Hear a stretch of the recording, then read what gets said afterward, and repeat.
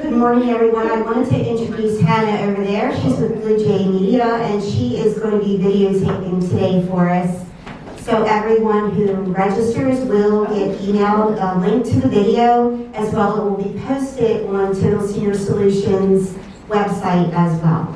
My name is Susan Greco, and I'm a Senior Downsizing Project Manager, also known as your easy button to downsizing, and a certified senior housing professional, which gives me the skills to specialize in working with the unique needs of seniors.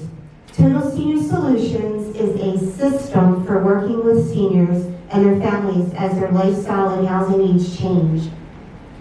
It can be 12 to 18 months of preparation before moving, and I can guide you through the entire process. So why are we here today? Total Senior Solutions is to educate people on the legal, financial, housing, medical, and other general issues and topics of importance. We will not try to sell you anything. We challenge you to ask yourself, who will be tasked in making the decisions for you if you are no longer able to do it yourself? And will you agree with the decisions they make? I'm the moderator for Total Senior Solutions series, and I'm excited that you're here today.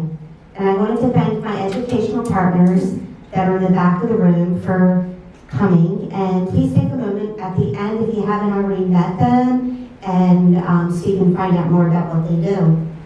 So the bathrooms, just a little bit of housekeeping. The bathrooms are in the back if you need them, straight through. And if you could please silence your phones. So as you know, today's topic is the truth about independent senior living, and we'll end sharply at 11:30 unless we run out of questions before that. So let's get started. So I want to thank my panelists for being here today. So if you could please share your name, the community you represent, and your role and your experience in senior living. Sure. Good morning. My name is Lauren Lucas. I'm the Executive Director of Brightview Rolling Hills in Catonsville. Brightview's all over, up and down the East Coast. There's a couple right in this area, Mays Chapel and Hub Valley. And I've been in senior living specifically for 10 years and at Brightview for 7 of those years as an Executive Director, overseeing the day-to-day operations of the community. Good morning, everybody. My name is Margaret Shua, and I'm Director of Sales at Glen Meadows. We are under the Presbyterian Senior Living Services Organization. We are the only Maryland community, and most of our communities are in Pennsylvania. I'm happy to be here today. I have been in this role for almost 2 years now, but prior to that, I have been in similar role but different industry. So I'm delighted to be here today. Thanks for coming. Great. So let's first talk about the various reasons why people choose to move into a community that is for adults only. When you think about the people who you have met with and who have moved into your community, what are the top 3 reasons you should say they made the move? Yes, I have the pleasure of meeting with all of our residents prior to move-in. I'm typically the one that does the lease signing, and I also like to introduce myself and meet everybody throughout the sales process. And the top 3 reasons we typically hear are, I no longer want to deal with maintaining my home. You know, I've reached a point in life where I don't want to have to worry about the grass and if it snows and, you know, going out to the grocery store. I just want a simplified way of life. That's typically the top reason. Another big reason is planning for the future. So, you know, most communities like ours are lifestyle communities where you can move into independent living. And then if your needs change, we also offer assisted living. So you know that, you know, if you do need more support, it is there in the future.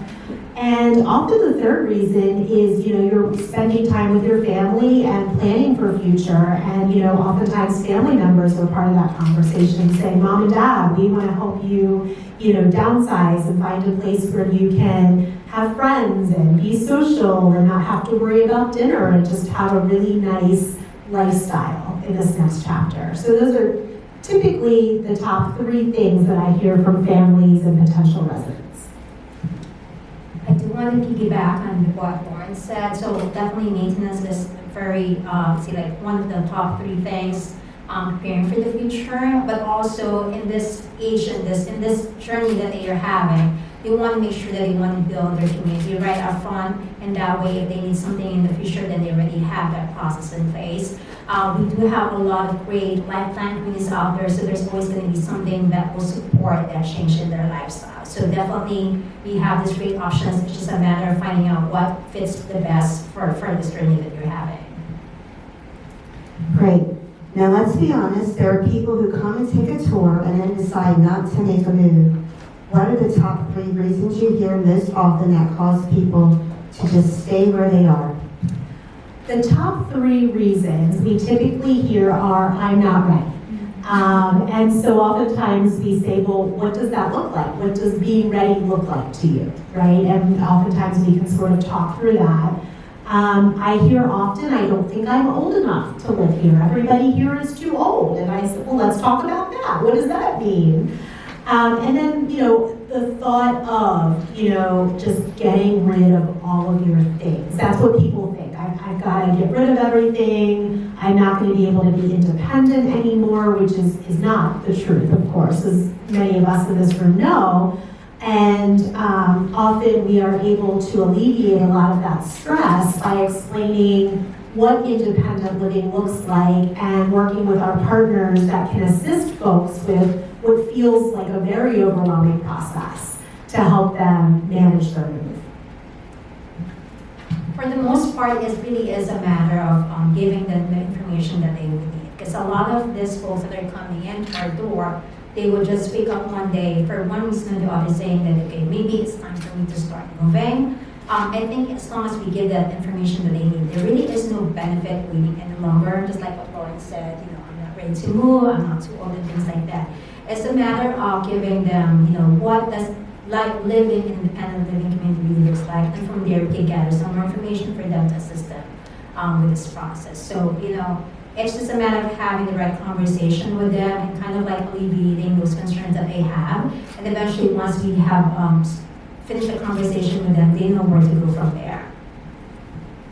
Great. Would you say there are misconceptions about living in a senior community that cause people not to move? Absolutely. I think that the one I hear the most is folks worry that they are going to be less independent. And I always look at it as, in many ways, you're more independent. So oftentimes folks are moving because maybe they can't drive anymore. Well, you don't have to depend on your family and friends. We have shuttles that will take you to the grocery store and take you shopping.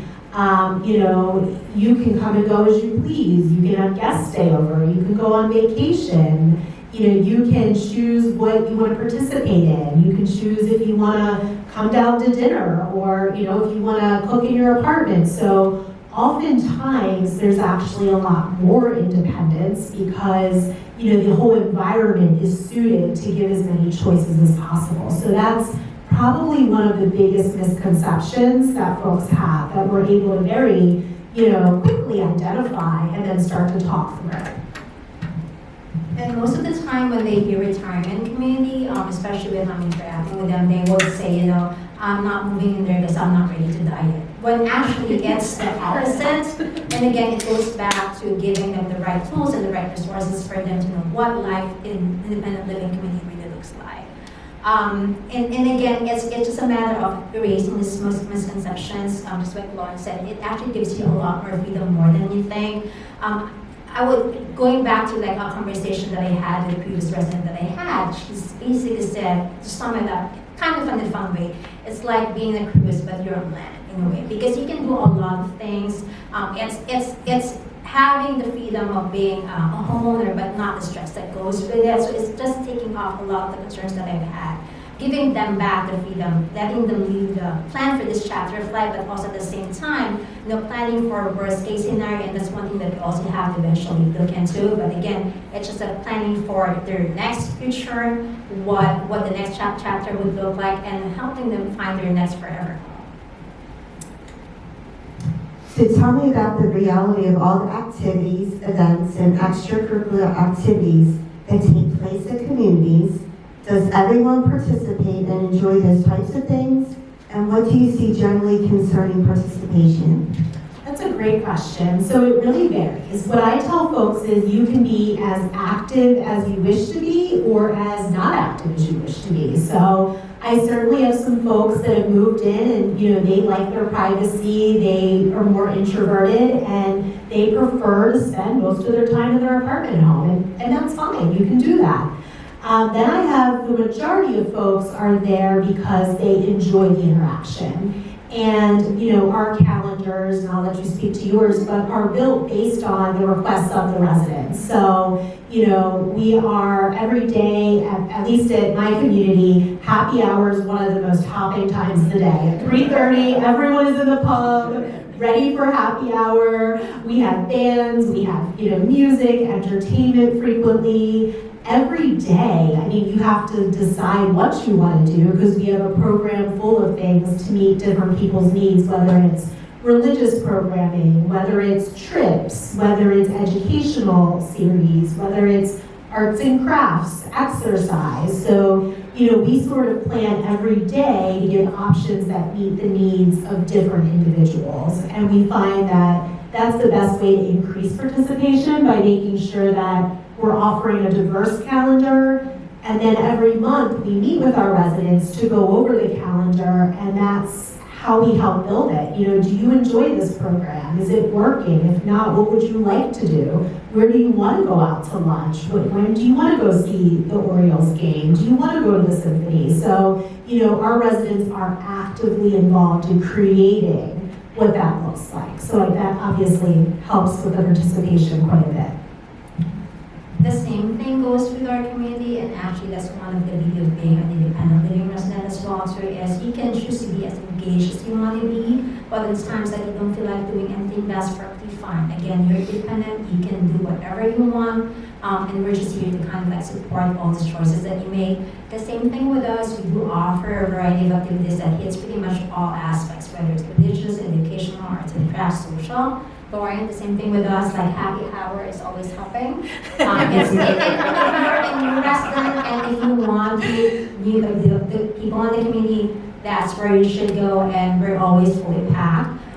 Every person that comes to our door is very different, and they have different interests as well too. So for people, they really know what they want when they come in, but for some people, you gotta kind of give them a little push and tell them, okay, this is happening. Is this something that you would want to be interested in? We get a lot of feedback from them, but at the end of the day, we're there to listen to them. What interests them? So what do they want? And from there, we kind of fully build our calendar. There's nothing really that we would say no to, but it also comes from, I would say, it has to come from the resident as well too, because we wouldn't know until they tell them what they wanted to. And from there, we can give them options. And that's kind of it's a very collaborative, I would say, collaborative action with all of the teams involved, from our community life coordinator, from the director of independent living services. So we make it happen for them, what makes them happy, what makes their hearts keep a bit, what makes them, try to get out every day, just to give them a lot of options to go from there. I just want to add one thing. One of the neatest things we see is when folks move into a community and are able to start doing things they haven't done in so many years. So maybe you love to play bridge, or you love to go to the Orioles game, or whatever it may be, and for various reasons, you haven't been able to do that in a long time. So seeing folks once again be able to do those things is really, really neat. And also sometimes folks find that they're for the first time enjoying things they never thought they liked before. So it kind of is sort of that cruise ship where there's so many different options, and some days you might want to try everything, and other days you might want to just spend a quiet day in your apartment. But I think in independent living in general, that's pretty much what you're going to find no matter what community you're looking at for the most part. So do people maintain activities outside the community? Absolutely. So, especially the folks that haven't moved from very far. So I'm in Catonsville, so folks that are moving from the local area, I'm sure it's the same. They're still going out and maybe going out with their friends, going out to their kids' homes, still involved in the church. So once again, that's kind of the beauty. You can maintain whatever life you have outside of the community still, and choose to be as involved or in the community life as you wish, Or if you wish to maintain mostly the activity outside and more take advantage of the fact that you don't have the home maintenance, you don't have to worry about cooking, you don't have to worry about housekeeping, that's always an option as well. Like moving into a independent living community, it's not to make life harder for you. It's actually the opposite. It's to make life easier for you. And we do have a lot of residents that, especially the younger ones, that are still currently working, and they can still work if they want to. But on times that they don't want to do anything, just full retire, that's perfectly fine too. They can still keep the community that they have right now. As they get closer, they still have their church friends. They have their social circle, and it's fine. But moving into a retirement community, that kind of like heightens that experience, because not only are you keeping your current community right now, you're also building a new community that will support you as you transition in that, in that journey of your life. And that's kind of like what our communities will do is, we're there to support you. You can pretty much do whatever you want, but in times that you would need additional support, we make life easier for you. And that's kind of one of the benefits of moving into a retirement community. So what is the best way to determine whether a community is right for them? So we always suggest that folks visit multiple communities. There are a lot of great communities out there. I always say, it's sort of like picking a college or a school. There's a right fit for everybody. So we always encourage folks to visit different communities. The best way to really get to know a community is to join the other residents for a meal, for an activity, a program, because then you are not just hearing about it and walking through, passing by, you're actually experiencing it. So I think that's one of the most important things, is to visit numerous communities so you have things to compare and contrast, to go ready with the questions that you have, and to really try and experience the day-to-day life to the best of your ability so you can feel it and meet the people firsthand. Every community has something unique and different to offer. It just really depends on what you're looking for. When you walk into the community, you can actually feel it. Like it's a gut feel, like you can see yourself living in that community. If that community speaks to you and you feel the residents warm, you see all the actions going around, it's just something that you would know at the end of the day if that would be a great fit for you. Again, there's a lot of options and other things available out here. You could be in a lifetime community. It just depends on what you're looking for and where you stand financially. Those are pretty much the most important things. And just like Lauren said, you can be in the community and experience the community in your own way. And it doesn't just have to stop with having a conversation with your counselor. Go out there, meet people, join the activities, walk around, stay overnight. And we would love that, because sometimes they would not ask us the questions that they're free to ask, because we're still part of the community, but having this honest, transparent conversations with the residents, that's where they get the inside scoop and they feel the essence of the community more when they have that interaction with fellow residents. Absolutely. I think being able to ask the questions to folks that are living there, is so much more meaningful than just speaking to, those of us that are running the community. They're able to give you more of the inside scoop. And oftentimes folks are much more comfortable asking questions to a peer and somebody that's already living there. So I absolutely recommend that you do as much of that as possible when you start looking. I have a question that I wanted to ask. As far as you said, spend the night. So what do you mean by that? One of the programs that we have, some communities will just have their waiting list program. Ours is a little bit different. So once you are part of the waiting list program, we do have an option to stay overnight in the community, because sometimes it just takes more than a few hours to experience if this is going to be a good fit for you. What does it feel like being in that room? What does it feel like having dinner with the residents? So we do have that option to offer. And then in addition to that, also gives them an option to attend any of our events or activities. We let them participate. We actually encourage them to participate, because again, at the end of the day, they're going to be their decision. They have to feel empowered that it's going to be the right decision for them. And sometimes it takes more than the conversation does. It takes for them to actually go deep dive and have the experience in the community. So how do they get on a waiting list? just give me a call. Well, before anything else, I mean, again, coming into this role, I don't see myself as a salesperson because that's not really what we do. Us, either executive director or director of sales, we are there to serve as a resource for you. Whether you are moving into our community or not, it doesn't matter. Because we want you to have this conversation with the people that you're talking to. Going to different communities and having that conversation. Having that, even an overview, kind of like helps you start building your list of what's most important for you.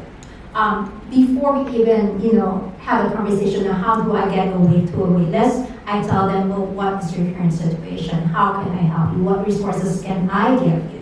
Because you have to go deeper into just asking them, just tell them what's the price and what's available. It goes deeper to that. And this, I would say, is probably one of the most fulfilling part of this industry is that this is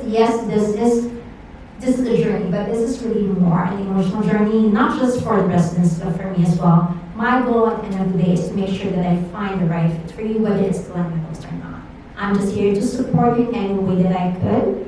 And if that means showing you what we have, full transparency, ask me the questions, come in. It doesn't matter where you're moving or not, I'm just here to support you in this journey. You guys explain the difference between Brightview and Glen Meadow because they're very different and very unique. Absolutely. So that's one of the beautiful things about this industry. There's different models and different things for folks based on, what your needs are and financially what makes sense for you. So I'll let you speak to your model. Brightview Senior Living is not a buy-in model, meaning you're renting your apartment month to month. So you sign a lease agreement saying, I agree to pay you every month, and Brightview agrees to offer these services, and you can get out of that at any time with a notice period. It's typically 30 or 60 days, depending on if you're in independent living or assisted living. So really, it's a fairly straightforward model.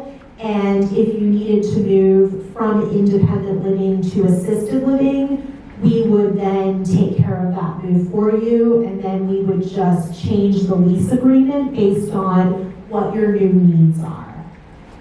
I'll let you explain your model. Yeah, thank you. So the same thing, well, not really the same, but very similar to what Brightview is offering. Our goal is to support all of our residents in whatever transition we are going through. So Glen Meadows in general, on the other end, is quite different from Brightview because we are a buy-in community. So we are a Type C contract, meaning your monthly fees are just going to your housing services. Depending on what you're looking to buy in. So you have an option as far as what housing you would want, what lifestyle that you want to be, what community you would want to be at. So you do have a one-time buy-in component. So depending on the size of the unit, depending on the refund option you are choosing to move forward to, we do have 3 refund options in place. Basically, whatever that buy-in is, you get part of that when it's time for us to refund that money. On the other hand, we also have the monthly fees, which is similar to what your monthly fees are, which covers all the amenities and services that we're offering. I think the biggest differentiator about Glen Meadows is, one thing is, it's not your typical life plan community in the sense that we are not cookie cutter high-rise building. We're very different.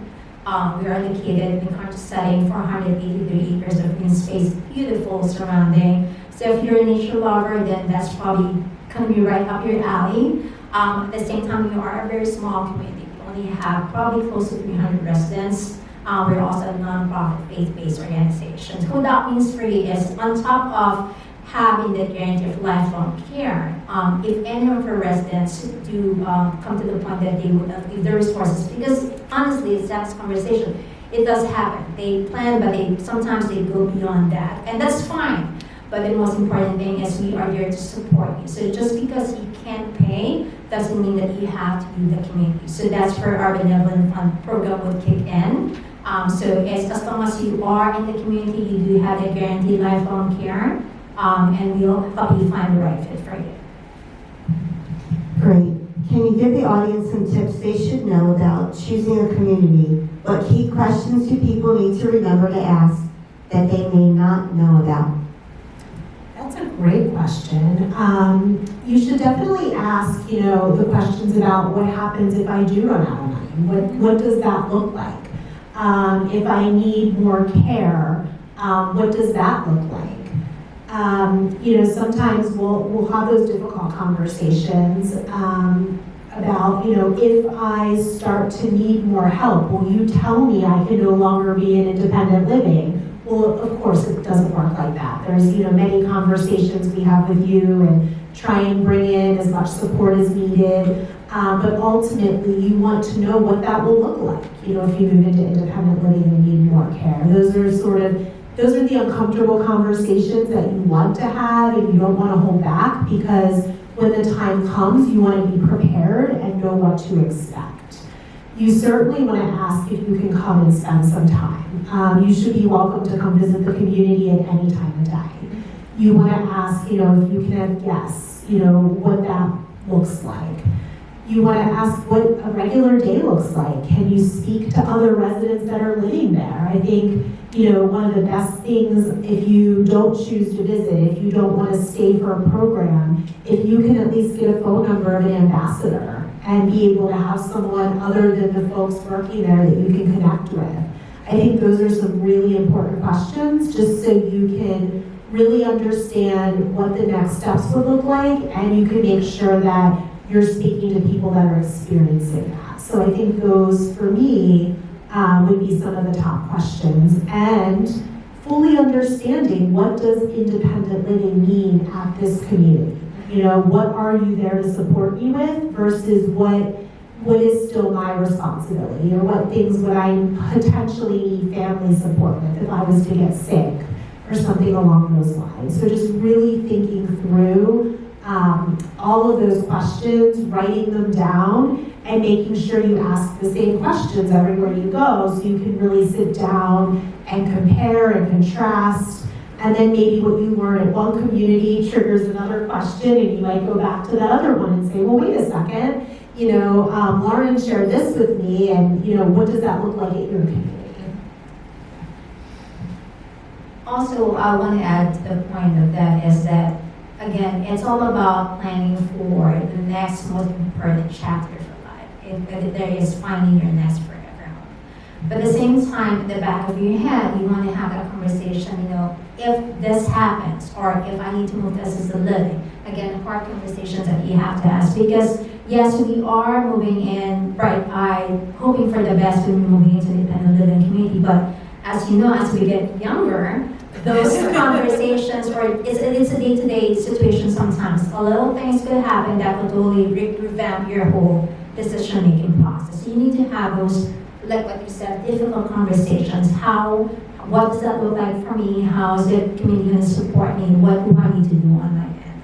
And visiting all these communities, again, every community has something different, unique, special to offer. You also have a different sets of policies and guidelines in place. You need to have, what does that look like for them as well too. You're gonna go visit communities and you have this, check boxes of things that I want this, I want that. And truth be told, you're not gonna have everything you need in one community. But you're gonna look at this community, you're gonna say, okay, this one checks off a lot of my boxes. Do I see myself living in here? Does this feel right for me? And again, you are the one that's moving into the community. You would know if it's right for you. If it doesn't feel right, then something at the back of your mind is like, maybe I need to ask these questions again. This is your opportunity to have these honest conversations with your counselor. When you have, when you come in for a visit, again, ask as many questions as you would want with the staff, with the residents. And a lot of them are very forthcoming with the answers. So, if it's something that you feel very important for you, make a note of that and make sure that you ask those questions when you visit the community. Okay, I'm going to open up for questions, but I have a few that I wanted to ask. And that is, if you move in with your husband and a wife, and when you first move into the independent community, they're both okay. But what happens if something happens to one of the spouses? Then what happens? That's an excellent question, and that's something that does come up. not infrequently. So I can speak to Brightview. If we have spouses that move into independent living, maybe one spouse passes away, or maybe one spouse ends up needing more care, whether it's assisted living or maybe, memory care. We can assist with moving the one spouse, and then the spouse in independent living can make their own decision about, do I want to stay in this apartment home, or maybe I want to downsize to something a little bit smaller for financial reasons as well, because now my spouse is, needing more care. So we absolutely are there to help work through that process. And that is something that, is very overwhelming for the folks that are going through it, but it's something that we manage fairly frequently, so we can really be a good support during that time. The same thing with Glen Meadows. One thing that I would not probably encourage is, sometimes when the level of care changes for your spouse is, sometimes I would think, oh, maybe we need to go to assisted living together. I would not recommend that, because every individual is different. So you have to offer services that best fits that individual. Like I said, you have an option, and again, things is going to change in the day-to-day situation. You need to have that community support to help transition in that higher level of care. So whether it's going to be moving to assisted living or having a caregiver come in and things like that, you want to make sure that you have that support system in place if things should happen. And again, being independent living community, yes, you are independent, but especially for Glen Meadows, because we are a very tight-knit, smaller community, we do treat everybody as independent. We're not like parents that can check up on you every day, see what you're doing. We're not like that. Again, you can be engaged if you want to, but if you don't want to do anything in that particular day, that's fine. But it is also our part of our responsibility to make sure that all of our residents are doing okay. So if we see, for example, Mr. Smith, very, very normal one day, and then the next day something's a little off with them, we're going to have that conversation either with the resident, if they can still make that decision, or the family member. And we want to pull them in, because moving into higher level care is not going to be an overnight decision. It's a continuous conversation, but we want to make sure that every step of the way, you know what's coming, you know what's in place, and we want you to be part of that conversation. We can be a bad guy, we could probably push you to go to assisted living care for some time, but again, we're only doing what's best for you. So we're there to support you, but we have options in place. So don't feel that, you have to stick to one. Have that conversation. Be engaged and know what's happening. And are pets allowed? Oh, yes. We have dogs, we have cats, we have fish. I think we have a bird now. Absolutely. We love pets. I think that more folks than ever before are now asking that question when they move in. So yes, we do allow pets. Our requirement is that they're vaccinated, that they remain on a leash when they're in a common area, because not everybody loves Fluffy the way that you do. But yes, we are pet friendly. I don't think we have any space in our 483 acres, but yes, we love pets. As long as they can actually fit in your home, that's perfectly fine. We do have a 2-pet policy in every home. So whether you're in an apartment or a patio home, we also have a big dog park. We have 6 walking trails. So this is like, a fur baby haven at Glen Meadows. And actually, coming into a community with your dogs, that's probably one of the easiest ways to get to know people, because people just naturally gravitate towards you if you have a pet, whether they're friendly or not. Just want to like, oh my God, he's so cute, blah, blah, blah, and have that conversation, and from there find out what your, common interests are. And they do definitely love dogs, so cats, no, nothing bigger probably than that, but I mean, we will. Yeah, we're very open to that, and I think that's also one of the things that makes life, happy in our community, is you need to have that. Our pets are part of the family, and they'll move in with you. So yes, absolutely, and we do. I should have mentioned there is a 2-pet policy. I haven't yet run into anybody who wishes to bring more, but it can happen. They'll tell their neighbor that, oh, this is yours, right? Right. So we're going to have Julie over here. She's going to be our mic runner today. So if you have any questions, please raise your hand so Julie can bring you the mic. I have a question. Nobody's raising hands yet. Could you speak about the transportation to the grocery store or some of the hobbies I might be doing as a resident? I don't drive, let's say, and could you speak about that? Yeah, that's a fantastic question. So I can only speak to Brightview. Again, we base it based on what the residents are requesting the most. But with that being said, there's certain things we ensure happen weekly. So every week, we're gonna have at least one trip to the grocery store. Based on resident preferences, it might be Giant one week, it might be Wegmans the next week, but we are going to the grocery store. Every week, we have an errand day where, within 10 miles of the community, if you wanna stop at the post office, if you wanna go get your nails done, if you wanna, make a quick trip somewhere, our driver will meet with everybody and arrange an errand day that works out for everyone. Twice a week, we reserve our shuttle for doctor's appointments. So we're taking folks to and picking them back up from their doctor's appointments. And then at least once a week, we're going on some sort of other outing. So there's things that we ensure are happening, and then if somebody asks for anything in particular, they can meet with our driver and just figure out, where can I fit this in? Can I fit this in on grocery day or on outing day? And we make it happen. The same thing for Glenville's. We do have a variety of activities that we offer indoors, but we also try to bring our residents as outside as much as we can, especially weather permitting. So things that are in place, bank run, going to the grocery, going to the different renewal stores and stuff like that. But in addition to that, if they do need transportation for personal appointments, we can certainly make that happen based on availability. One of the things that I also hear from other residents is because if you have been to Glen Meadows, we do have apartment living and we also have individual homes called the patio homes outside. So for some people that may not be eager to take that 5-minute walk, 5-minute walk sometimes it's a little harder for some people. We can actually have our driver pick them up from their home and bring them to the main building. So it's just a matter of availability. The more heads up that you can give us, probably the better, but we will definitely work with you on what those needs would look like. Somebody have a question? I have a question. So tell us a little bit about meal plans, because one thing that I know is the food is wonderful. And I just want to know, and the other one was, how old do I have to be before I can move in? So there is no minimum age requirement at Brightview. So, in theory, I would like to move in when I get rid of my kids.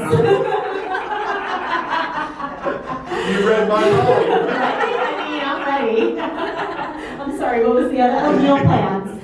So we don't have meal plans at Brightview. So in independent living, we provide breakfast and dinner for everyone. And then Sundays, we have a big Sunday brunch with made to order omelets and waffles and things like that.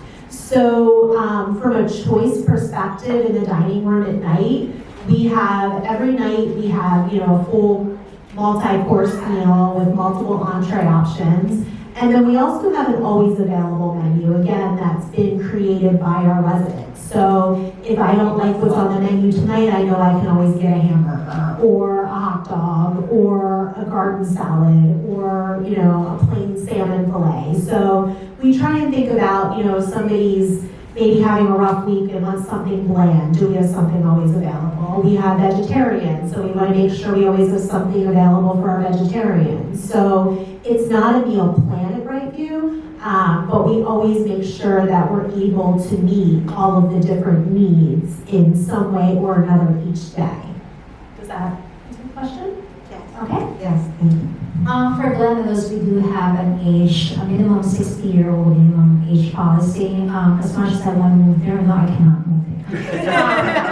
Especially going to the patio homes, we're quite different on that. So as you can imagine, the youngest resident that we have right now is 65 years old, and the oldest, I believe, is 104. So obviously, all of them have different level of care. So they're when you talk to these older residents, I've actually moved in a resident who is 95 years old earlier this year. And when you talk to her, everything's still kicking in, very sharp, you can learn a lot from them. Obviously, some of the physical, Right. traits are deteriorating, but most of this 9-year-old, if you have a party going on, they're right there dancing. And then on the other hand, we have this, younger people that are just, keeping to themselves. Again, everybody's going to be different, so you got to make sure that you have something different to offer them. And it goes, again, back to your question about the meal options. They're going to have different allergy and things like that. We try to cater as much as possible. We don't have, what we have is what we call the dining dollars, which is they have a food allowance per person per month. It's $360 per person per month, and it's built in their monthly, so it's no additional fee. But compared to other communities, that actually gives them a little bit more flexibility on how much they would want to spend on specific, entree, or if they would just want to not spend anything at all. We do have a fully functioning kitchen in all of their homes, so on days that they just want to maybe have breakfast, in their room, because nobody really wants to put on, when you wake up in the morning, you want to get change from your PJs and just have, breakfast. We really have a small crowd during breakfast, but we do have, big crowd during lunch and dinner. So with Glen Meadows, we have 2 dining options. We have the Bell Tower Cafe, which is cafeteria set up. So it's like going back to school, you pull your tray, you choose from whatever is offered that day. Our other special change every day, but the same thing with lunch, we also have our always available menu. So, on days that, I don't want a quesadilla, I just want like chicken fingers. There you go, you have options always available. And then we also have a restaurant, which is not a restaurant, and it's open for dinner service. It's a down restaurant style menu, but I think it also is a benefit, knowing how much you want to spend and not just restricted in, okay, this is our, meal for the day. That's all that I can eat for the day. So you can go beyond that, everything's on the card. So it's really up to you, again, going back to independence, even to the choice of having your own food. Food is a very big thing when you are interviewing people. Sometimes it's a deal breaker. So we want to make sure that everything is up at par with their expectations. So in theory, you could actually go from the happy hour to dinner, correct? Exactly. That's typically what happens. Some folks never leave their seat in the pub. Oh, that's a good one. Yes. That would be late. Yeah. Same. He's gonna be the bartender We'd there. be there together. I could be the bartender. So what about if somebody wants to bring a friend for dinner, then how does that work? We do ask that you try and give us 24 hours notice because we just want to be prepared, make sure we're preparing enough food for everybody, but you're welcome to have guests.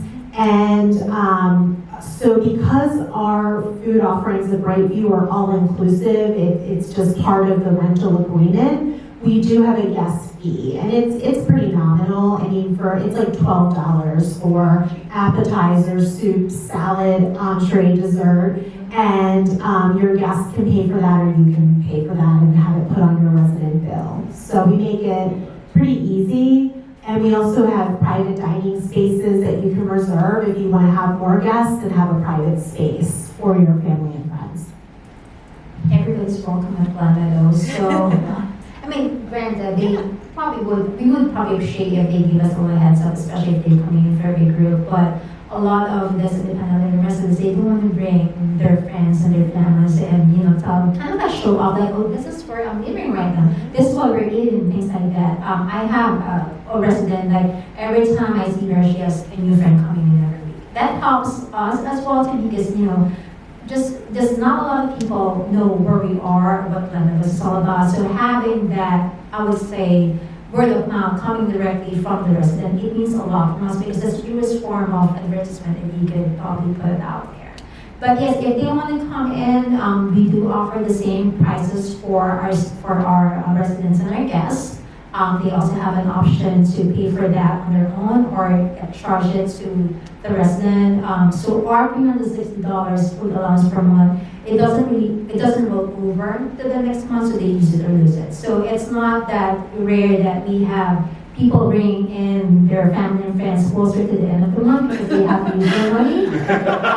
And they also can use that allowance towards, some small grocery items that they can find in the cafeteria. They can milk and eggs and things like that. So you have these ladies, closer to them, the one with their baskets, coming in shopping actually, but that's what they're doing. And there's also a lot of options outside Glen Meadows, so if they get tired of what we have, which is very rare, then they can just easily go out and go to Towson or whatever the closest, dining facility is.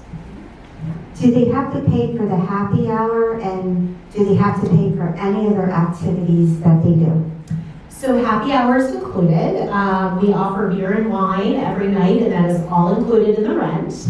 And I'm sorry, paying for activities? Yes. So most of the activities are all inclusive. The only thing that our residents would pay for is if we go out to a restaurant.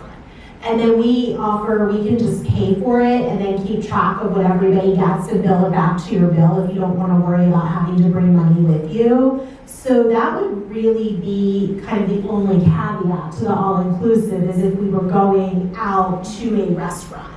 But all of the activities and transportation are included in the monthly rent. The same thing with us. Again, a lot of the activities that we plan for our residents come from the residents' feedback. Where do you want to go? What do you want to see? What do you want to do? If there are extra fees associated with that activities, yes, they do have to pay for it separately. But for the most part, all activities, whether offsite or on-site, and transportation is already included in that. What if they don't like beer or wine? Can they bring their own? Yes, you may. So we have liquor cabinets that folks can get a key for. Booyah! And in the pub, there's a wall of cabinets where you can keep your favorite beverage, and you can pull it out at happy hour, and we will add the mixer. So yes. Wonderful, because I don't like beer or wine. You can have your liquor in the cabinet, and we will mix it up for you. It's the same thing with us. Again, and also not a lot of residents would like beer and wine, or sometimes just have water, soda. It's perfectly fine. Bring your own, liquor if you want to. And again, remember, these are independent living residents, so I don't know what they have in their pantry right now. So they can enjoy having networking inside their homes as well, so just having family and friends, and maybe encourage them to actually have little meetups in their homes as well too. So what goes beyond that, as long as we don't have to call 911. Again, they're independent, they have their own responsibility, they know what they can and can't do, as long as it follows the community guidelines and policies. We're pretty much okay with that. Yeah, we definitely have some pre-gaming happy hours that happen, between friends in their apartments, and, to each their own. Yeah. And then I wanted to find out, do you guys have a doctor on staff? So if something happened, that you would have somebody right there? That's a great question. So at Brightview, we don't have a doctor on staff for independent living. We have a medical director that oversees our assisted living and our memory care. Some of our residents choose to use our medical director, so that means that person's available to them. But if there was an immediate emergency, we can provide basic first aid, and then we could assist you with calling 911, just as if you were, living at home. And then we will call your family for you to let them know what was going on. The same concept with Glenwood as well. We do have an option for the residents to see our primary care physicians and our specialists, which is pretty much the same when you're going to a clinic. We do have to set an appointment beforehand, and we do need to have access to your medical records. But for emergencies and things like that, that's also one of the most important things for the residents, is they do have the daily check-in option, and they also have their healthcare or other pendants. So if anything should happen, then they would press that pendant, and our first responders would come in and make sure that they're okay, do first aid as needed. But in addition, how they call this, if this is something that they can't do on their own, it's not safe to do, that's where we would assist you, maybe call you EMS to come in, and things like that. So it's very important that you know what you would want to do as far as the doctors in place, being independent, I would encourage them to, if they can still drive, might as well. You don't have to go through us. You can keep your clearance up to doctors. You're not required to go through us. But if it comes to the point that if it's much easier for you to just get out of your apartment, go downstairs and go to the wellness center as opposed to waiting 3 hours just to get seen by the doctor, I think that really is a benefit that they could take advantage of, especially if their location should change in the future.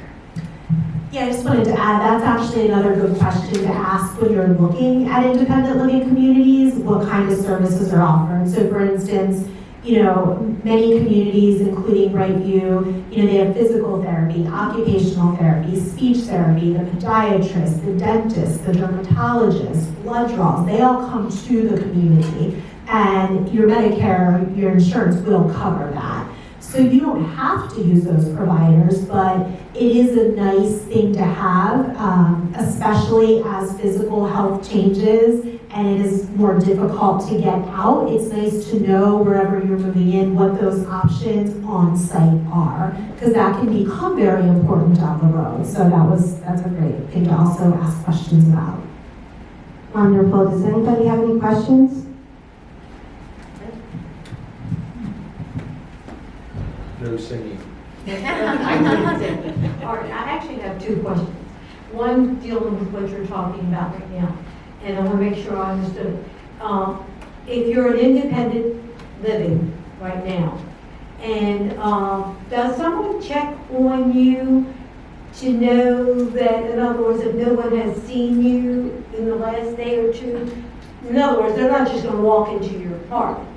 But you know how sometimes you hear about somebody dying and they're not discovered until 3 days in their own home. So I Absolutely. don't know about that. That's a great question. So at Brightview, we have a daily check-in. So in everyone's independent living apartment, there's a literal check-in button in your kitchen.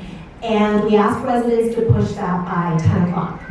If we then get a report that's emailed to us, and residents that have not checked in, we give them a phone call to make sure everything's okay. If they don't answer the phone, we're gonna come knock on the door, and if you don't answer your door, we let you know this ahead of time, we do enter. Because, if you had a fall and you can't get to the phone, you're certainly not gonna be able to answer the door. So that is the daily check that we provide for independent living. And I'd also, I'll mention that in addition to that, this isn't a Brightview thing, but most of our residents are so tight-knit, and I'm sure it's the same for you, that even with a daily check-in, if someone's friend doesn't show up for dinner, they're telling us, or they're going and knocking on that friend's door to make sure they're okay. So I think that that's also a nice benefit of being part of a community. Your friends notice, they're gonna check on you, and they're also going to alert us if they see something concerning. But that once-a-day check-in gives a great peace of mind to a lot of folks. It does.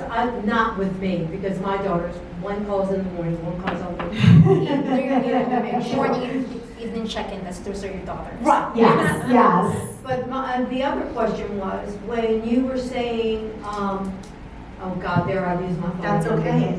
Oh, I'm not close enough to this. Okay. You were saying about, again, if we're independent right now, and you move in and you can drive your own car and go here or there,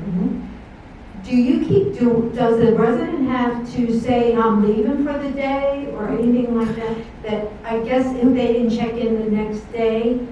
So that's a great question. So during COVID, right, you established a kiosk check-in where everyone checks in every day, and it's nice because we know who's in the community, who's not there. If there was an emergency, we could run the report to see exactly who's there, to make sure we're evacuating everyone.